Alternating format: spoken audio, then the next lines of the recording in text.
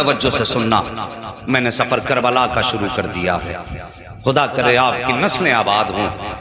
اور ساکب جو آنکھیں غم حسین میں وضو یا غسل کر لیتی ہیں، خدا کی قسم پھر وہ آنسوؤں کے قدرے قیامت میں بخشش کی ضمانت بن جاتے ہیں۔ سبحان اللہ، سبحان اللہ۔ ذرا دل سے میرے حسین کی کہانی سنو۔ 3 دن ہو گئے پانی بند ہوا۔ 9 تاریخ کی شام کو عمرو بن سعد نے کہا حسین سر دینا ہے کہ ہاتھ دینا ہے؟ میرے حسین نے فرمایا یہ ہاتھ تو میرے مصطفیٰ کی امانت ہے، میں یہ ہاتھ تو نہیں دے سکتا۔ کہا پھر سر دینے کے لیے تیار ہو جاؤ۔ میرے حسین نے فرمایا ہمیں آج کی رات کی مہلت دی جائے، کیا کرو گے؟ کہا کہ جو تمہیں کرنا ہے کل صبح کر لینا، ہمیں آج کی رات مہلت دی جائے۔ اتنی بات کہی، رات بھر کی مہلت ملی۔ میرے حسین نے سارے غلاموں کو اکٹھا کیا اور اکٹھا کر کے فرمایا میرے غلاموں، میرے چاہنے والوں، میرے گھر والوں، عمرو بن سعد اور یزید کا پورا لشکر میرے خون کا پیاسا ہے۔ ایسا کرو تم میں سے جو واپس جانا چاہتا ہے چلا جائے۔ تم میں کسی نے اپنے پیچھے بچے چھوڑے ہیں، کسی نے جوان بیٹیاں چھوڑی ہیں، کسی نے اپنے پیچھے بیمار چھوڑے ہیں، جاؤ جا کر کے اپنے گھر والوں کا خیال رکھو۔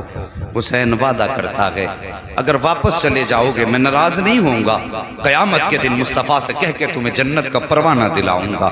چیخیں نکل گئیں غلاموں کی، کہنے لگے حسین ہماری اولاد ہماری جان اتنی قیمتی تو نہیں کہ ہم تمہیں چھوڑ کے اپنے گھر چلے جائیں اور مصطفیٰ کے شہزادے پر 3 دن سے پانی بند ہو۔ اللہ اکبر، کسی نے جانے کا نام نہ لیا۔ فرمایا پھر ٹھیک ہے، جاؤ آج کی رات اپنے رب کو منا لو، ہو سکتا ہے ہماری زندگی میں ہمارے رب سے آخری ملاقات ہو، آج کی ہماری زندگی کی بھی آخری رات ہو، بندگی کی بھی آخری رات ہو۔ فرمایا میرے حسین نے سارے لوگ اپنے اپنے خیموں میں چلے گئے۔ جس خیمے میں جاتے تھے قرآن کی تلاوت کی آواز آتی تھی۔ اللہ اکبر، اسی عالم میں رات کا آدھا پہر گزرا۔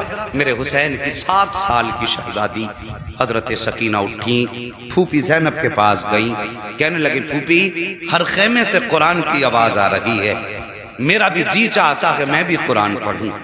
اتنی بات کہی نا، ذرا بیٹی والے اس بات کو دل سے سنیں، اور جن پر اولاد نہیں اللہ حسین کے ذکر کی محفل کے صدقے میں انہیں صاحب اولاد بنا دے۔ کہا امی پھوپھی سب قرآن پڑھ رہے ہیں، میرا بھی جی چاہتا ہے میں بھی قرآن پڑھوں۔ اتنی بات سیدہ سکینہ نے کہی، کہنے لگی بیٹی جاؤ تم قرآن جا کے اپنے بابا سے پڑھو۔ حضرت سکینہ آئیں، میرے حسین قرآن کی تلاوت کر رہے ہیں، کہا بابا ہم بھی قرآن پڑھنا چاہتے ہیں۔ حسین نے کہا بیٹی قرآن کے لیے وضو ضروری ہے۔ اللہ اکبر، جب وضو کی باری آئی کہتی بابا یہاں تو 3 دن سے پانی پینے کو نہیں ملا ہے، وضو کیسے کیا جائے گا؟ فرماتی بیٹی ہمارے اسلام میں رخصت ہے، اگر پانی نہ ملے تیمم کر لو۔ تیمم بیٹی کو کرایا حسین نے، اس کے بعد قرآن لے کر کے بیٹھے ہیں۔ بچی نے قرآن کھولا ہے، میرے حسین نے سورہ فاتحہ کی تلاوت شروع کی ہے۔ جب سورہ فاتحہ کی تلاوت شروع کی ہے، ابھی 2-3 آیتیں پڑھی تھی، آنسو برسنے لگے حسین کے۔ شہزادی نے کہا تھا بابا بتائیے تو صحیح، دنیا اپنی بیٹی کو قرآن پڑھاتی ہے خوش ہوتی ہے، آج آپ کی آنکھ میں آنسو کیوں آ گئے؟ کہتے ہیں بیٹی خیال نے رلا دیا، میں اپنے سکینہ کو قرآن کا آغاز تو کرا رہا ہوں لیکن رب جانے بیٹی قرآن کا اختتام کون کرائے گا؟ اللہ اکبر، بیٹی سے اتنا کہا، میرے حسین نے پھر کہا بیٹی اب تم اتنے قرآن کی تلاوت کرو۔ حسین نے سجدے میں سر رکھا، اہل بیت اطہار قرآن پڑھ رہے ہیں، غلامان حسین قرآن پڑھ رہے ہیں، سارے لوگ قرآن کی تلاوت میں مصروف ہیں۔ رات کا آدھا پہر گزرا، تیسرا پہر گزرا، فجر کا وقت آیا۔ میرے حسین نے کہا اکبر جی بابا، کا بیٹے جاؤ ذرا کربلا کے میدان میں فجر کی اذان پڑھو، جب اذان پڑھ کے واپس آؤ تو میدان کا جائزہ بھی لے کر کے آنا، میدان کا کیا حال ہے یہ کہہ کے آپ نے اکبر کو بھیجا۔ حضرت علی اکبر کے میدان کا جائزہ لیا، جائزہ لیتے لیتے آپ نے دیکھا کوئی خاتون ہچکی بھر کے رو رہی ہیں، اللہ اکبر، سر سے لے کے پیروں تک پر داغ ہے اور اپنے دوپٹے کے آنچل سے زمین کربلا کو صاف کر رہی ہیں۔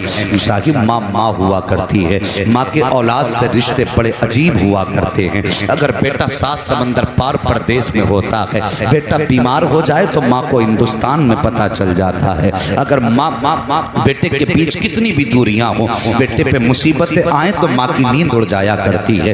مائیں صبح کو اٹھ کے کہتی فون تو لگاؤ، مجھے لگتا ہے میرا بیٹا بیمار ہے، پتہ تو کرو میرے بیٹے کی طبیعت تو ٹھیک ہے۔ کتنا عجیب رشتہ